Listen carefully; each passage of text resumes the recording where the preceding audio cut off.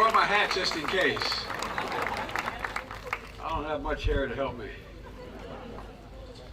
Leaders in Angola, government, civil society, students, young leaders, staff of the National Slavery Museum, distinguished guests. I sincerely mean this when I say thank you for being here in the rain with us today.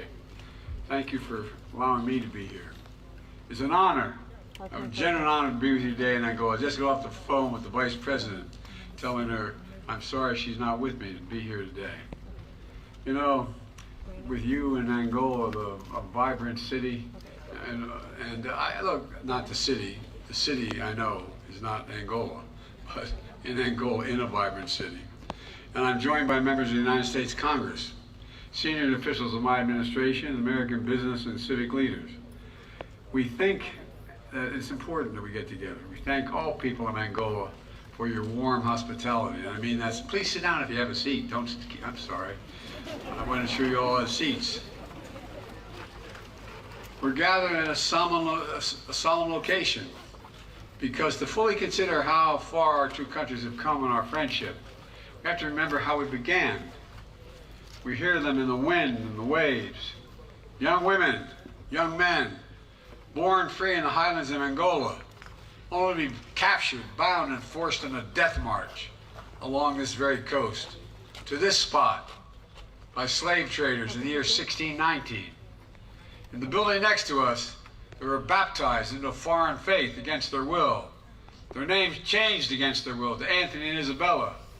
Then they were condemned to a slave ship bound for the Middle Passage, packed together in hundreds by hundreds. A third of those souls did not survive the journey. 1/3 died on the way. But Anthony and Isabella made it to the British colony in Virginia, where they were sold into servitude and became two of the first enslaved Americans in a place that 150 years later would become the United States of America. They had a son, considered the first child of African descent born in America, William Tucker. It was the beginning of slavery in the United States. Cruel, brutal, dehumanizing. Our nation's original sin, one that haunted America and cast a long shadow ever since. From the bloody Civil War that nearly tore my nation apart, from the long battle with Jim Crow into the 1960s, for the civil rights and voting rights movement, which got me involved in public life, during which American cities were burned, to the still unfinished reckoning with racial injustice in my country today. Historians believe people of Angola accounted for a significant number of all enslaved people shipped to America. Today, millions of African Americans have roots in Angola. As I said at the U.S. African Leaders Summit that I held in Washington 2 years ago, our people lie at the heart of the deep and profound connection that forever binds Africa and the United States together. We remember the stolen men and women and children who were brought to our shores in chains, subjected to unimaginable cruelty. Here with us today are 3 Americans who are direct descendants of Anthony and Isabella, whose first enslaved Americans, Africans in America. Wanda Tucker of Hamilton, Virginia. Wanda, are you there? There you are, Wanda. God love you. Her brother Vincent, and Carolita as well. Thank you for being here. We're going to write history, not erase history. The Tuckers learned their family history around the dinner table. That history led Wanda here in Angola a few years ago. She did not speak the language, but that didn't matter. When she arrived, Wanda said she felt something profound, like she'd come home. That was her comment to me. She called it the connection without words. Ladies and gentlemen, I'm here today to honor that connection between our people and to pay tribute to the generations of Angolans and American families like the Tuckers who have served in government I've served in government over 50 years. I know I only look like I'm 40 years old, but I've been around hanging in the government for, I hate to admit it, for 50 years. But in that 50 years I've learned a lot. perhaps most importantly, I've learned that while history can be hidden, it cannot and should not be erased. It should be faced. It's our duty to face our history. The good, the bad, and the ugly. The whole truth. That's what great nations do. That's why I chose to speak here at the National Slavery Museum today, just as I toured. And that's why your president visited the National Museum of African American Culture in Washington, D.C., the second most visited museum in the States. It's really hot on my And he did it a few years ago. He saw what I see, a stark contradiction between my country's founding principles of liberty, justice, and equality, and the way we long treated people from Angola and from throughout Africa. I've often said America is the only nation in the world founded on an idea. Most countries are founded based on race, ethnicity, religion, geography, some other attribute. But the United States is founded on an idea, one embedded in our Declaration of Independence. That is that all men and women are created equal and deserve to be treated equally throughout their lives. It's abundantly clear today we have not lived up to that idea, but we've never fully walked away from it either. And that's due in no small part to the determination and dreams of African Americans, including Angolan Americans, the proud descendants of the diaspora who helped build my nation as they rebuilt their own families and their own sense of self. They were the forebears as well, resilient, faithful, even hopeful. Hopeful that joy would cometh in the morning, as it says in the Bible. Hopeful that our past would not be the story of our future. And hopeful, in time, the United States would write a different story in partnership with the people brought here in chains to my nation from Africa. It's a story of mutual respect and mutual progress. That's the history that brings me here. The first American president ever to visit Angola. Over time, and I'm proud to be. Over time, the relationship between our countries has been transformed from distance to genuine warmth. Today, our relationship is as strong as it's ever been. Throughout my presidency, it has been my goal of the United States to build a strong partnership with peoples and nations across the continent of Africa. True partnerships aimed at achieving shared goals, bringing to bear the dynamism of America's private sector and the expertise of our government to support aspirations of African entrepreneurs, experts, leaders, both inside and outside of government. Because we know the challenges that define our age demand African leadership. 1 of every 4 human beings on Earth will live in Africa by the year 2050. And the ingenuity, determination of young Africans in particular, like the young society leaders I just met with here today, will be undeniable forces in that human progress. That's why I'm so optimistic, because of that generation. In no small part, it will be in their hands, in the hands of people across Africa, to expand access to clean energy, to tackle threats of global health, to grow a global middle class. In many ways, Africa's success is and will be the world's success. As I said at the United States-U.S.-Africa Summit, the United States is all in on Africa's future. 2 years ago, I pledged to deliver $55 million in new investments in Africa and to mobilize American business to close new deals with African partners. 2 years ago, we were on way ahead of schedule. More than 20 heads of U.S. government agencies and members of my cabinet have traveled to Africa, delivering over $40 billion in investments thus far. And we've announced nearly 1,200 new business deals between African American companies and American companies, totally worth $52 billion, including investments in solar energy, telecom, mobile finance, infrastructure, and partnerships with American Airlines to expand opportunities for tourism, so you don't have to fly to Paris to get here. Although Paris is pretty nice. Here in Angola alone, the United States has invested $3 billion during my short presidency. We see the bonds between our countries across sectors, from clean energy to healthcare, to sports. The American Basketball Association, National Basketball Association launched Basketball Africa League, and Angola is the reigning champion.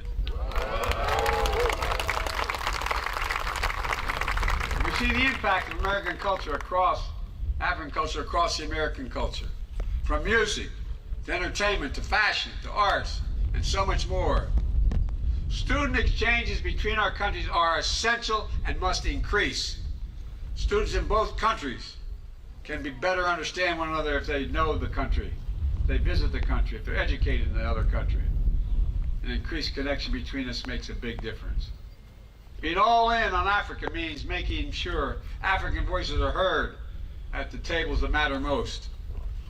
Under my leadership of the United States, we brought in the African Union as a permanent member of the G20 economies. And we insisted on more African representation among the leaders of the International Monetary Fund and other world financial institutions. We've also pushed to ensure that developing nations do not have to choose between paying down unsustainable debt and being able to invest in their own people. And we're using our own voice to increase Africa's presence in the UN Security Council at the United Nations. That should happen. You can clap for that, folks. You should be in there. The United States continues to be the world's largest provider of humanitarian aid and development assistance. That's going to increase. You know, that's the right thing for the wealthiest nation in the world to do. And today, I'm announcing over $1 billion in new humanitarian support for Africans displaced from homes by historic droughts and food insecurity. We know African leaders and citizens are seeking more than just aid. You seek investment. So the United States is expanding our relationship all across Africa, from assistance to aid, to investment to trade, moving from patrons to partners, to help bridge the infrastructure gap. I was told, by the way, when I got elected, I could never get an infrastructure bill passed because the last guy spent 8 years saying next month, 4 years saying next month. Well, guess what, folks? We've done it. $1 trillion, $300 billion for infrastructure to narrow the digital divide, drive inclusive, sustainable economic growth. We're looking for partners who understand that the right question in the year 2024 is not, what can the United States do for the people of Africa? It's what can we do together for the people of Africa? That's what we're doing. Nowhere in Africa is the answer more exciting than here in Angola. It starts with our governments whose partnership is stronger, deeper, more effective and active than any point in history. It's testament to your president who had the vision to carry this relationship forward. And it's a testament to Angolan citizens across the private sector and civil society who have forged strong bonds with your American counterparts. And together, we're engaged in a major joint project to close the infrastructure gap. For the benefit of Angolans, Africans across the continent, Americans, and the world will all benefit as you benefit. You can produce much more agriculture, for example, in states that can. You're going to increase their longevity, and you're going to increase your impact and profit. It's called the Libido Corridor. We're building railroad lines from Angola to the port of Libido in Zambia and the DRC, and ultimately all the way to the Atlantic, from the Atlantic Ocean to the Indian Ocean. We're the first transcontinental railroad in Africa and the biggest American rail investment outside of America. And I must tell you up front, with the American press here, I'm probably the most pro-rail guy in America. I've ridden over 1,300,000 miles on a daily basis to my work, 220 miles a day for the last 50 years. Well, I didn't do it as president. I stayed in the White House a lot. But all kidding aside, folks, we can do this. We can do this. It's in our power.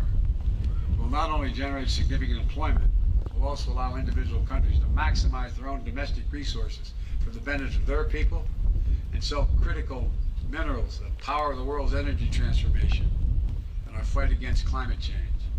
And to transport them in a fraction of the time and lower cost. A ship that used to take over 45 days will now take 45 hours. That's a game changer. That increases profit, that increases opportunity. We'll Libido Corridor represents the right way to invest, in full partnership with the country and its people. As part of this project, we'll install enough clean energy power to power hundreds of thousands of homes, expand high-speed internet across for millions of Angolans, which is as consequential today as electricity was 2 generations ago. And we're investing in agriculture and food security, fulfilling the needs of countries without agricultural capacity, and expanding opportunities for countries growing the crops, connecting farmers across along the Libido Corridor to new markets, expanding opportunity and prosperity. You doing that, having the means to do it. The United States understands how we invest in Africa is as important as how much we invest. In too many places, 10 years after the so-called investment was made, workers are still coming home on a dirt road and without electricity, a village without a school, a city without a hospital, a country under crushing debt. We seek a better way, transparent, high standard, open access investments that protect workers and the rule of law and the environment. It can be done and will be done. Folks, the partnership between Angola and the United States also extends to supporting peace and security in this region and beyond. President Lorenzo, I want to thank him for his leadership in mediation and regional conflicts. I also want to thank him for Angola speaking out against Russia's unprovoked war against Ukraine. It matters. It matters when leaders speak out. Ladies and gentlemen, as you know, I'm in the final weeks of my presidency. You don't have to clap for that. You can if you want. But I wanted to come to Angola. Although I've been chairman of the African American Subcommittee for a long time, I never made it to Angola. Because although I don't know exactly what the future will hold, I know the future runs through Angola, through Africa. I mean it sincerely. I'm not kidding. I know that any nation that wants to thrive in the next century must work as partners with workers, entrepreneurs, and businesses here in Africa. I know that the connection between our communities, our universities, our sports, our civil societies, our families, our people will only grow deeper. We have to stay focused. The story of Angola and the United States holds a lesson for the world. 2 nations with a shared history and evil of human bondage. 2 nations on opposite sides of the Cold War, defining struggle in the late part of the 20th century.